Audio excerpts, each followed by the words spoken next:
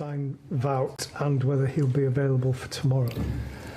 I think we are close, so he will not be available for tomorrow. He won't. No. Just in terms of building up to this game, obviously you played Manchester City once this season, and the first half in particular was not great. How further forward do you think you are now, and how better prepared are you to meet a team like that? It's the question. We have to prove that tomorrow on the pitch, and there's only one truth: it's always on the pitch. And so, quite clear. Last time we did well, so we have to do tomorrow better. We know where we have to work on, and it's not only fun. It's coming overnight. No, there was a process in the last months where we developed, where we progressed.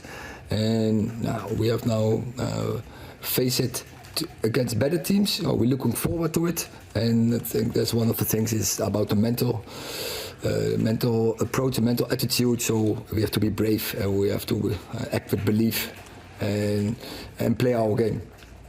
Do you look at the table and think, if we win this game, we'll go a point behind City? That's good, or are you looking at the top? How do you view the situation? It's in January, and it's season. It's not even halfway. So where we're talking about, so this is the second time we face Manchester City, but it's a long way. So it's in this period of the season is about getting yourself in a position you can win trophies in the end of the season, and about nothing else. So go from game to game. Don't look too far ahead. Hi, Erik. I think after that game against City, you thanked them for kind of showing United where they were, I suppose, at that point. I wonder, what was your immediate reaction that night after that match? What do you go through after an experience like that? I think the same. That was my how I analyzed the situation, analyzed that game. So that I expressed so honestly. It was a lesson, and we took the lesson, and I think from that point on we make huge progress. So we have to continue the progress and the process. Can you tell us what you've done to have? I mean, it's been quite remarkable, the turnaround in the club since that game, but also at the start of the season. Can you tell us what you've actually done? You know, it might be boring, I don't know, in terms of like the processes, but how do you get to this point from there? Yeah, maybe it's boring, yeah, but I think but I think things are like that, and I think that game was a setback. It was, you can all find reasons why, but it's not that interesting. It's always about you have to act, you have to deliver, but as a manager, as a coach, also, you have to go to certain steps. I think you need a clear vision, you need a clear philosophy, you need a clear point where you want to go, a direction, and then it's about develop it, and that's what we are doing, and that's what we did. But that's the nice in many things in life, but especially in top football, there's never an end point. Erik, you've had a contrasting week. You've won 8 on the bounce. City lost in the cup. A big surprise, I think, for everybody in midweek. So, good time to play them or a bad time? I don't look, and of course we notice that they had a setback, clear. And of course I've seen, in the past weeks, many games of them. But we have to look at ourselves. We have to play our best game. It's all about us. And of course, opponent is always plays an important role in football. But you have to play your best game, and that is what I demand tomorrow from my players: that they are on the pitch and play their best game together, in togetherness, with full belief, not naive, but come on the pitch and act as a winner. And 6-3 was quite a scoreline in October. Do you use that, or have you been using that as motivation, or have you been very keen to park that and push on? No, I don't. It's not about that game anymore. It's about, and it's the past. It's about the future.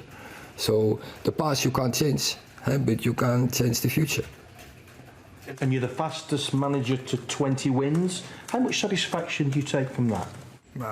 There's nothing. It's nice, but you deserve nothing for it. It's about what I just said before.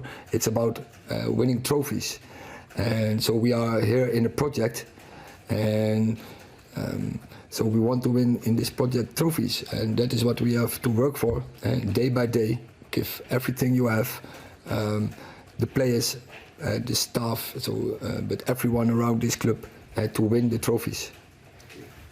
Erik, how's the squad looking fitness-wise for the match tomorrow?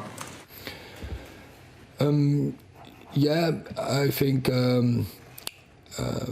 Diogo Dalot, he's not available, and Anthony Martial, he trained this morning, so we have to wait how he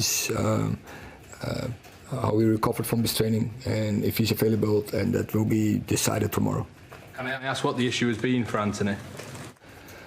Yeah, it's a small thing, so specific in his leg, but so I will be. It's whether tomorrow or otherwise he will be available for Wednesday, I think.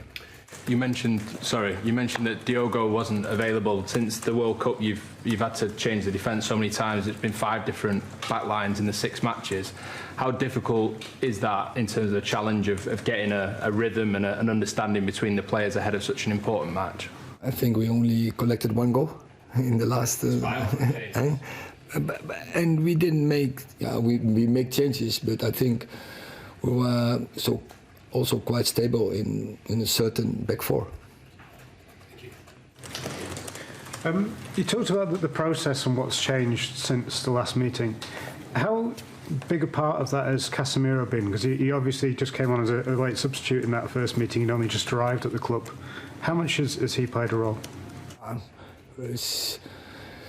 Yeah, that's quite obvious, and I said it from the beginning. This team, they need a 6. And what is a 6? But I think in what is the definition? Control, holding midfielder. But he's so important. He is so the cement between the stones, I often say. But it means so in defending is organization. Knows his position, anticipating, so pointing players in the right position, winning balls for the team, duels winning, but also in possession he can accelerate, speed up the game, and so he's typical. He has that I say competences. To give that to a top team on top level, and there are not many players from this quality in the world, and he's one of them. So we are really happy to have him here on board because he makes a huge difference. You said you need to wait until tomorrow to find out if Martial is available. With Weghorst not yet here, how much would it change your plans if he's not available?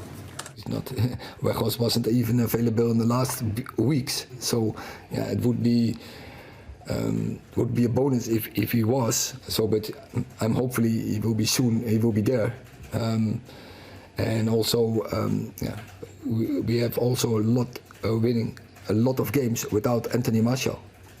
That concludes the first section of the press conference.